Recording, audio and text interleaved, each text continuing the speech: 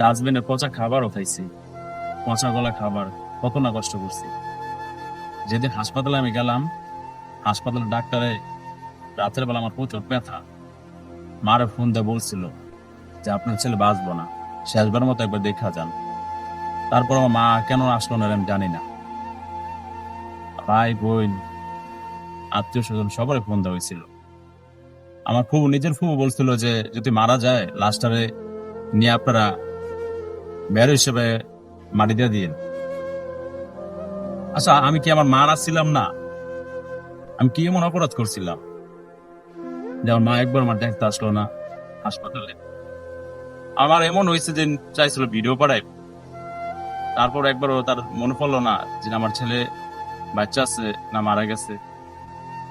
আমার না যখন ব্যথা উঠতো না, প্রচুর পরিমাণে আমি চিৎকারতাম, কান্না করতাম, কিন্তু আমার পাশে কারো পাই নাই।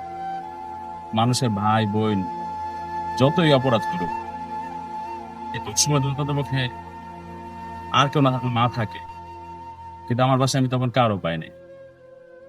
ছোটবেলা যখন বাবা মারা গেছে, তখন আমি বুঝতে পারছি যে আসলে পৃথিবীটা অনেকটা কঠিন। সেটা হয়তো আমি দীর্ঘ 1-1.5 বছর আগের পরিস্থিতি না পড়লে আজকে বুঝতে পারতাম না। আমার মার আমি ফোন দিয়ে বারবার বলছিলাম, মা একবার হইলো আমার একটু দেখা যান। তারপর মা আসা নেই। মা গো, আমি কি তোমার সত্যি ছেলে ছিলাম না? একবার দেখলে কি খুব কষ্ট হয়ে যেত? তোর কথা মনে পড়লে অনেক কষ্ট হয়। আমি দিন কি পরিমাণ শিক্ষাইছি ব্যথায়, একমাত্র আল্লাহ ছাড়া আর কেউ জানে না।